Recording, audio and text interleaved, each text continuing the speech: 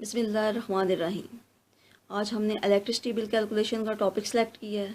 इसमें हम ये देखेंगे how we can calculate our electricity bill at home even if we are in combined family और in separate family. यानी आप इकट्ठे रह रहे हैं या फिर आप अलग फैमिली में रह रहे हैं, लेकिन आपका अगर इलेक्ट्रिसिटी बिल आ जाता है तो आपने उसकी कैलकुलेशन कैसे करनी है। सबसे पहले तो दो बातें कंसिडर कर लें। एक बात ये कि आपकी कितनी नंबर ऑफ़ यूनिट्स चली हैं, और दूसरा ये कि टोटल बिल कितना आपका है। उसके लिए हम सबसे पहले कोई सा भी एक बिल ले लेते हैं और उसको हम देखते हैं। ये देखें, ये यूनिट्स कंज्यूम जो लिखी हैं 156 सर्कल के अंदर। उसके अलावा आप साइड पर आप देख सकते हैं बड़े आराम से कि ये payable within due date के अंदर अंदर जो अदा करने वाली अमाउंट है वो कितनी है। ये तकरीबन 1795 अमाउंट है। अब आपने क्या करना है कि टोटल जो आपकी अमाउंट होगी उसको आप इसमें रख लें। कंसिडर कर लें कि 2800 आपके टोटल बिल आ गया और नंबर ऑफ़ यूनिट्स आपकी 280 हैं।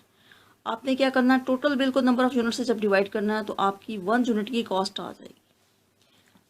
अच्छा, मैंने क्या किया है कि ये जो आप एक सेल है, इस सेल के पीछे मैंने फार्मूला लिख दिया। तो हुआ ये कि जो 2800 है इसको 280 से डिवाइड किया तो 1 यूनिट की कीमत मेरे पास 10 आ गई। अगर मैं इसको चेंज कर देती हूँ, 4/3 लिख देती हूँ, तो ये इस हिसाब से मेरी 1 यूनिट की कॉस्ट आ गई है। और अगर इसको मैं वापस 2 लिख देती हूँ तो ये उस हिसाब से वापस 1 यूनिट की कॉस्ट आ जाएगी। इसके अलावा अगर मैं यूनिट्स को चेंज कर लेती हूँ तो उस हिसाब से मेरी कॉस्ट चेंज होती रहेगी यूनिट।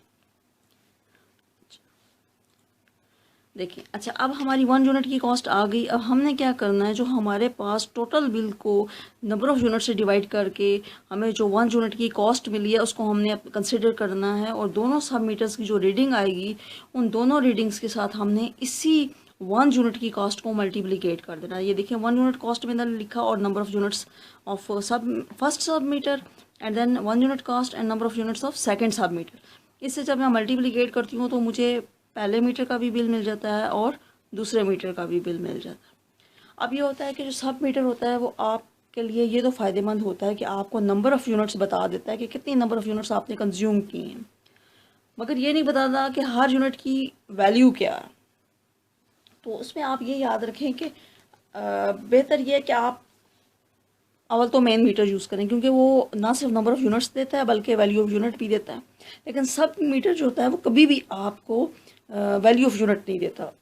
तो जैसे आप ये बिल देखें, इस बिल के देखें बिल्कुल कॉर्नर पे आप देखें तो ये आप ये देख रहे हैं कि कैसे जो फर्स्ट 100 यूनिट्स आई हैं उनकी कॉस्ट जो है वो 7.74 बन रही है, और जो नेक्स्ट उसके बाद 56 यूनिट्स हैं उनकी कॉस्ट जो है 10 बन रही है।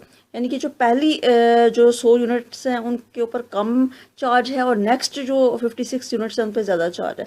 तो इसी तरीके से ये होता है, जो बिल आता है उसमें फर्स्ट 100 यूनिट्स पे कम चार्ज होता है, नेक्स्ट 100 पे मज़ीद चार्ज लग जाता है, और उससे नेक्स्ट 100 पे मज़ीद चार्ज लग जाता है। तो मतलब जितने मतलब कि वो यूनिट्स ज़्यादा कंज्यूम होती है उस हिसाब से चार्ज ज़्यादा लगता है। लेकिन अगर आपका सब मीटर ना हो बल्कि उसकी जगह मेन मीटर लगे होंगे तो फिर वो ये होता है कि आप कि जितनी यूनिट आप यूज़ कर रहे हैं सिर्फ उन्हीं की वैल्यू के हिसाब, उन्हीं के नंबर के हिसाब से आपकी वैल्यूएशन होती है। तो और आपको किसी दूसरे का चार्ज नहीं अदा करना पड़ता। तो जब आप 2 फैमिलीज़ रहेंगे तो ज़्यादा चार्ज उस हिसाब से बढ़ जाएगा और इस हिसाब से आपको चार्ज भी ज़्यादा पे करना पड़ेगा। तो बेहतर ये होता है कि 2 मेन मीटर यूज़ करें सब मीटर्स की बजाय। लेकिन अगर आपकी मजबूरी है, आप सब मीटर यूज़ कर रहे हैं, तो फिर आपको इसी फार्मूले के तहत अपना इलेक्ट्रिसिटी बिल कैलकुलेट करना पड़ेगा। तो आज के लिए बस इतना ही। ओके, अल्लाह हाफिज़।